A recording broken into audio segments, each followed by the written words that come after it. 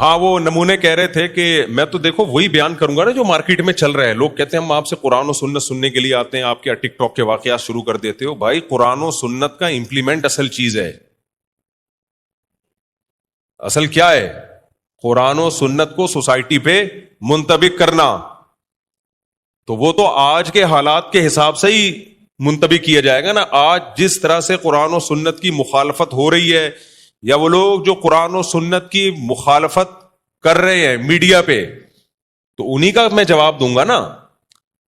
دیکھنے میں ایسا لگے گا یہ وہ بات کر رہے ہیں جو قرآن و سنت کے مطابق ہے, لیکن حقیقت میں وہ بالکل قرآن و سنت کے اگینسٹ ہوگی. تو آج کل اس طرح کے بھی آئے ہوئے ہیں ٹک ٹاک پہ کہ 18 سال کے بچے کو گھر سے نکال دو. یورپ نکال دیتا ہے, وہ لوگ نکال دیتے ہیں. ہر چیز میں دم ہلانا اس سوسائٹی کے سامنے, ہر چیز میں دم ہلانا. ان کے ایک آدھ چکر لگے ہوتے ہیں, 2-4 چیزیں یہ دیکھ رہے ہوتے ہیں. کسی بھی سوسائٹی کو ایسے نہیں جانچا جاتا میرے بھائی. تو 2-4 چیزیں دیکھ رہے ہوتے ہیں کہ 18 سال کے نکال دیتے ہیں تو وہ اپنے پاؤں پہ کھڑے ہو جاتے ہیں. مورگیج پہ ان کو گھر ملتا ہے, اپنے پاؤں پہ کھڑے ہو گئے ہیں. قرضے پہ گھر مل رہا ہے, گاڑیاں قرضے پہ مل رہی ہے, اپنے پاؤں پہ کھڑے ہو گئے. ساری زندگی حکومتوں کے غلام رہتے ہیں بھائی, ساری زندگی.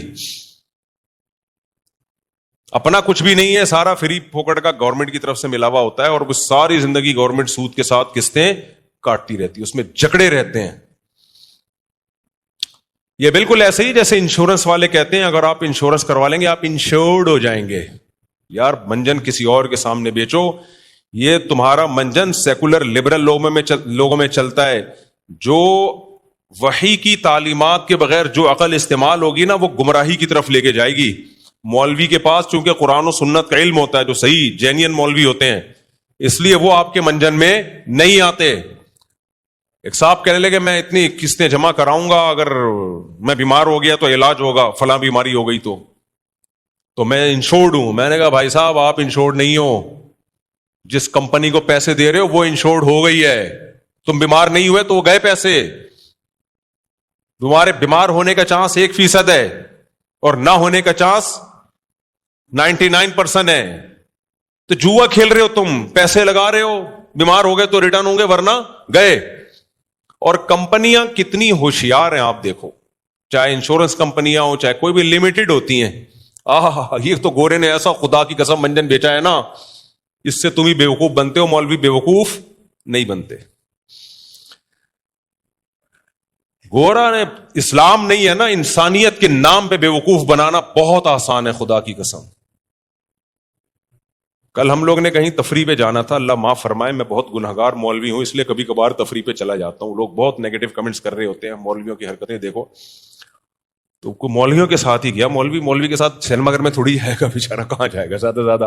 ہم لوگ گئے تفریح پہ, جمعرات کو چھٹی ہوتی ہے نا ہماری مدرسے کی, تو 2-3 اساتذہ نے کہا, ہم نے کہا چلو.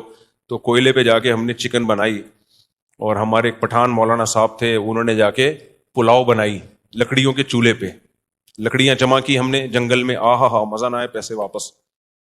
لکڑیاں جمع کی, آگ لگائی, اینٹیں رکھی, وہ بالکل سچی مچی کا دیسی اسٹائل. بڑا مزہ آیا, کھا پی کے نہر میں نہائے وائے آ گئے واپس. میں کیا کہہ رہا تھا وہ تو بھول ہی گیا میں. نہیں چکر پہ نہیں, یہ واقعہ کچھ کسی اور وجہ سے سنا رہا تھا میں.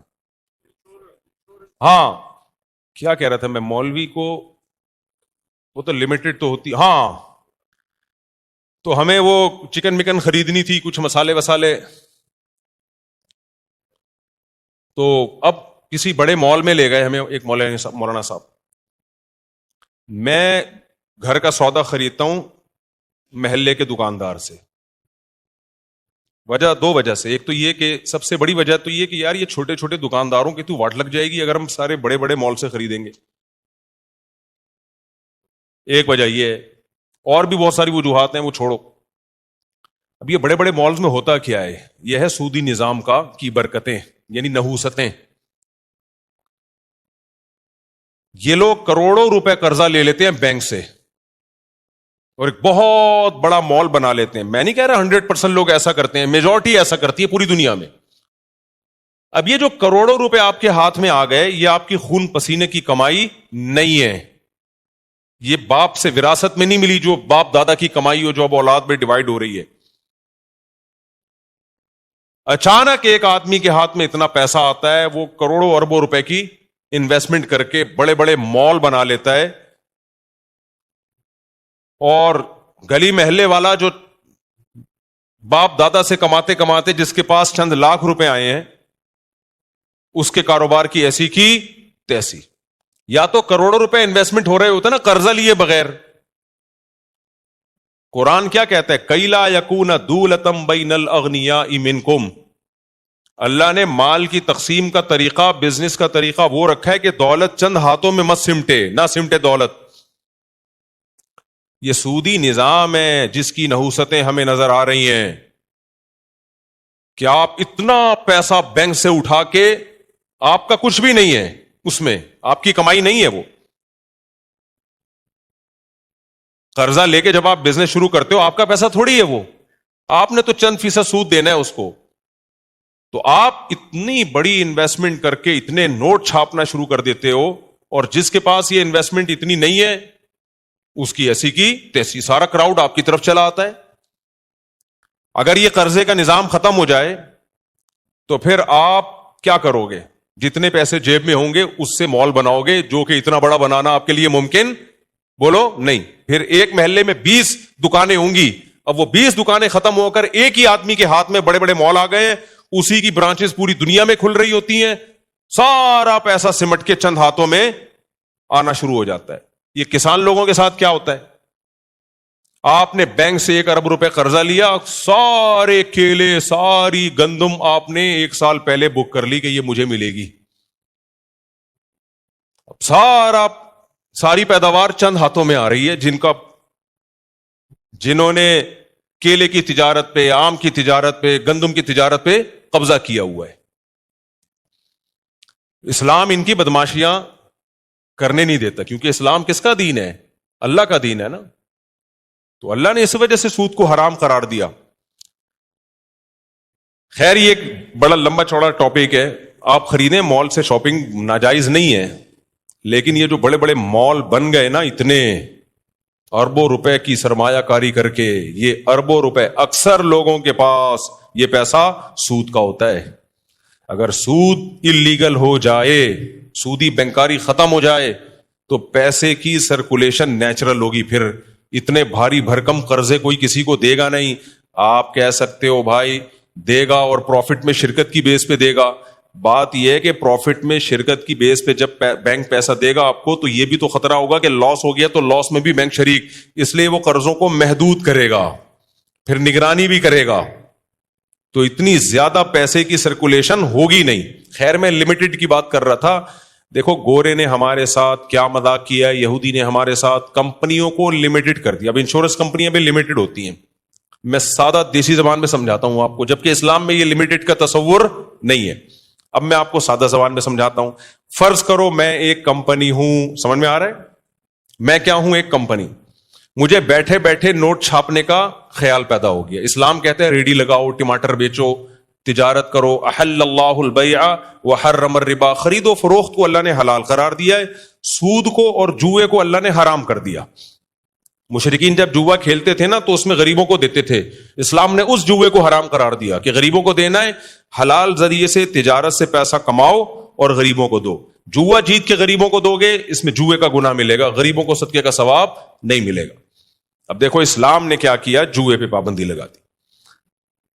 اب یہودی آیا بیچ میں, اس نے بولا کہ یار میں بیٹھے بیٹھے نوٹ چھاپنا چاہتا ہوں, کیا کروں؟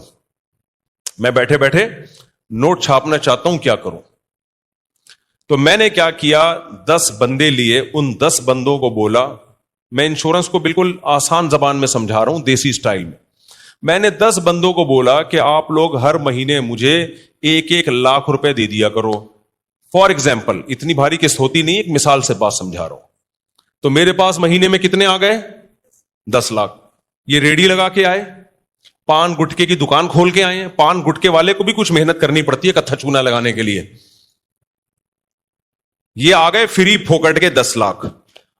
آپ مجھے کیوں دیں گے؟ میں آپ کو کہوں گا دیکھو اس 1 لاکھ کے بدلے میں آپ انشورڈ ہو جاؤ گے, آپ سیو ہو جاؤ گے, آپ محفوظ ہو جاؤ گے. منجن یہاں سے اسٹارٹ. اصل میں یہ محفوظ نہیں ہو رہے, محفوظ میں ہو رہا ہوں جو بیٹھے بیٹھے ہر مہینے 10 لاکھ روپے جمع کر رہا ہوں 10 آدمیوں سے. اب وہ 10 آدمی چونکہ وحی کی تعلیمات سے آشنا نہیں تھے, وہ مغربی دنیا کی صبح و شام گورا ایسا, ساخ سڑکیں, ڈھکن لیس گٹر, attitude, nice to meet you, وہ ان چیزوں سے متاثر ہے. کیونکہ میٹرک بھی کیا اس نے, انٹر بھی کیا ہے, گوروں کو ہی پڑھا ہے اس نے. وحی کی تعلیمات نہ اس نے کبھی پڑھی نہ اس کی کبھی سمجھ میں آئی. اس نے اگر ایم اے اسلامیات بھی کیا ہے تو اس میں پڑوسیوں کے حقوق سے آگے کچھ بھی نہیں ہے. حقوق پھر بھی نہیں ادا کر رہا ہوتا پڑوسیوں کے. ہمارے پڑوسیوں نے تو امید ہے ایم اے اسلام, پتہ نہیں, خیر اب آپ کو کیا پتا اپنے کون سے پڑوسی کی بات ہو رہی ہے. میں اپنے پڑوسی کی غیبت بھی کرتا ہوں تو غیبت نہیں ہوتی. اگر کوئی پڑوسی آئیں گے تو بولوں گے تم تھوڑی, میرے تو کئی اور بھی ہول سیل کے حساب سے پڑوسی ہیں میرے, کیا پتا میں کس کی بات کر رہا ہوں. خیر, تو اب کیا کیا ہم نے, میں نے 10 آدمیوں سے 1 لاکھ روپے جمع کر لیے. میں بیٹھے بیٹھے کتنے ہو گئے, 10 لاکھ. وہ دیں گے کیوں, میں کہوں گا بھائی دیکھو اگر تمہاری ٹانگ ٹوٹی تو تم انشورڈ ہو. ٹانگ جوڑنا کس کی ذمہ داری ہے, بولو, میری. پہلے میں نے چیک کر لیا کہ اس کی ٹانگ واجب ٹوٹی تو نہیں ہے, واجب ٹوٹ تو نہیں ہے, ایسی تو نہیں ہے کہ کبھی ٹوٹ سکتی ہے. میں نے دیکھ لیا اس کو بائک بھی چلانی آتی ہے, ہر چیز میں ایکسپرٹ ہے, 99% چانس یہ کہ اس کی ٹانگ نہیں ٹوٹے گی, لہذا میں نے اس کی ٹانگ کی انشورنس کر لی. دوسرے کو میں نے کہا تمہارے گردے سیو ہیں, انشورڈ ہیں, تمہیں کڈنی کا کوئی پرابلم ہوا تو علاج کس کی ذمہ داری ہے, میری. پہلے میں نے چیک کر لیا اس کمبخت کے گردوں میں کوئی مسئلہ تو نہیں ہے, پیتا لمٹ میں ہے یا زیادہ پیتا ہے. کیونکہ تھوڑا سا بھی فالٹ ہونا تو پھر انشورنس کمپنیاں اس کو لفٹ نہیں کراتی, یا لفٹ کراتی ہیں تو پھر کس 1 کے بجائے 2 لاکھ کر دیں گی وہ. تیسرا آیا, میں نے اس کو بولا تمہاری گاڑی کی میں انشورنس کرتا ہوں, اگر گاڑی کو ایکسیڈنٹ ہو گیا تو میں ریپیئر کر کے دوں گا. 5واں آیا, وغیرہ وغیرہ ایسے کر کے. اور میں نے پہلے سے کیلکولیشن کر لی کہ اس میں حالات کا جائزہ لے لیا, پچھلے سال کی رپورٹیں پڑھ لی, اخباروں کی رپورٹیں, کتنے لوگوں کی ٹانگ ٹوٹی ہے, گردوں کی بیماری کتنی چل رہی ہے مارکیٹ میں, تو مجھے لم سم اندازہ ہو گیا بھائی 20% چانس ہے کہ میری جیب سے پیسے جائیں, 80% یہی ہے کہ نہیں جائیں گے, یا 1-2 کے علاج میں چلے جائیں گے, 8-10 تو بچ ہی جائیں گے. 8 بندے تو پھر بھی 8 لاکھ تو بچا ہی بچا. یہاں سے میں نے نوٹ چھاپنا شروع. اب چونکہ اسلام ان بدماشیوں کو نہیں مانتا, یہ بدماشی بھی کرتے ہیں, اور کمال کی بات یہ اس پہ لیبل لگاتے ہیں کہ یہ انسانیت کی خدمت ہے, ہم آپ کو سیکیور کر رہے ہیں. ارے بھائی تم ان کو سیکیور نہیں کر رہے, یہ کمپنی اپنے آپ کو سیکیور کر رہی ہیں. اور ایک خاندانی بدماشی پتہ میں نے کیا کی, بہترین قسم کی. میں نے کہا یہ میں معاملہ نہیں کر رہا, میں تو شخص ہوں نا, یہ کمپنی کر رہی ہے معاملہ جس کا میں اونر ہوں, یا 4-5 آدمی اونر ہیں اس کے, شیئر ہولڈر ہیں, ہم تو کر ہی نہیں رہے. لہذا اب اصولی طور پر میں جب آپ کو سیکیور کرتا ہوں کہ آپ کی ٹانگ ٹوٹ گئی تو میں علاج کراؤں گا, اس کے بدلے میں آپ مجھے ہر مہینے 1 لاکھ روپے دے رہے ہو, تو اگر آپ کی ٹانگ پہ 15 لاکھ کا خرچہ آیا تو میری ذمہ داری ہے یا نہیں ہے, جو معاہدہ ہوا تھا اس کی روح سے, کہ میں آپ کا علاج کراؤں. تو میں نے اپنے آپ کو سیو یہ کیا کہ یہ کمپنی لمیٹڈ ہے. کیا مطلب, کمپنی کے پاس پیسہ ہوا تو تیری ٹانگ کا علاج کرائے گی, نہیں ہوا تو پتلی گلی سے نکل. یہ ہے حرام خوری جو کافر تمہارے ساتھ اور کفریت طاقتیں تمہارے ساتھ کر رہی ہیں, اور تم 3 پیس سوٹ اور ٹائی لگا کے جا رہے ہوتے ہو, انشورنس کمپنیوں کو پروموٹ کر رہے ہوتے ہو, بولتے ہیں مولوی لوگوں کو تو بس حرام کہنا آتا ہے, انشورنس حرام, یہ حرام, وہ حرام. مولوی اس لیے کہتا ہے, اس سے مولوی کو کوئی لڈو کھانے کو نہیں ملتے. مولوی اس لیے حرام کہتا ہے کہ مولوی کو اللہ نے پابند کیا ہے کہ سوسائٹی میں کچھ غلط ہو رہا ہو تو اسلام کے کچھ اصول ہیں, ان اصولوں کو تم نے لوگوں کے سامنے بیان کرنا ہے. منوانا تمہارا کام نہیں ہے, تمہارا کام بیان کرنا ہے. چھوڑ دو ان کو, اللہ خود پوچھے گا. کافر تھوڑی اسلام کو مانتا ہے, وہ شراب پیے, وہ جوا کھیلے, وہاں تو کیسینو سینٹر کھلے عام چل رہے ہیں. ان میں بھی بڑی بدماشیاں ہوتی ہیں, وہ بھی اوپنلی جوے نہیں ہوتے, ان میں بھی شروع میں جتوایا جاتا ہے پھر ہرایا جاتا ہے, بڑے بڑے ڈرامے چل رہے ہیں. سمجھتے ہو گیا نہیں سمجھتے؟ تو کمپنیاں بھی لمیٹڈ ہوتی ہیں ماشاءاللہ, کوئی رسپانسبلٹی نہیں ہے. اسلام کیا کہتا ہے؟ آپ نے کہیں پیسہ لگایا, کسی مزدور کو دیا جس کے پاس پیسہ نہیں ہے, نقصان ہو گیا تو کون اٹھائے گا؟ انویسٹر کا نقصان ہے. اسی طرح قرضہ چڑھ گیا تو آپ کو دینا پڑے گا. آپ یہ نہیں کہہ سکتے کہ قرضہ مجھ پہ چڑھ گیا تو میرے پاس نہیں ہے, کمپنی سے تمہارا معاہدہ ہوا ہے, کمپنی کی نہ ٹانگیں ہیں نہ ہاتھ ہیں نہ پاؤں ہیں, وہ ایک شخص قانونی ہے جس کو لیگل پرسن کہتے ہیں. تو ٹھیک ہے, ڈاکومنٹیشن کی حد تک اس کو لیگل پرسن یا معاملات کو آسان کرنے کے لیے لیگل پرسن قرار دینے میں کوئی حرج نہیں ہے, لیکن اسلام کہتا ہے اس لیگل پرسن کے جو شیئر ہولڈر ہیں اوریجنل وہ ہیں جو بزنس کر رہے ہیں, لہذا قرضہ چڑھا تو کمپنی پہ نہیں چڑھے گا, ان لوگوں پہ قرضہ چڑھے گا. ان کے پاس پیسے ان کو دینے پڑیں گے, دنیا میں نہیں دیں گے تو آخرت میں دینے پڑیں گے. میں سمجھا پا رہا ہوں بات کہ نہیں سمجھا پا رہا؟ مشکل ہو گیا تھوڑا, آج تھوڑا لیکچر گاڑھا ہو گیا.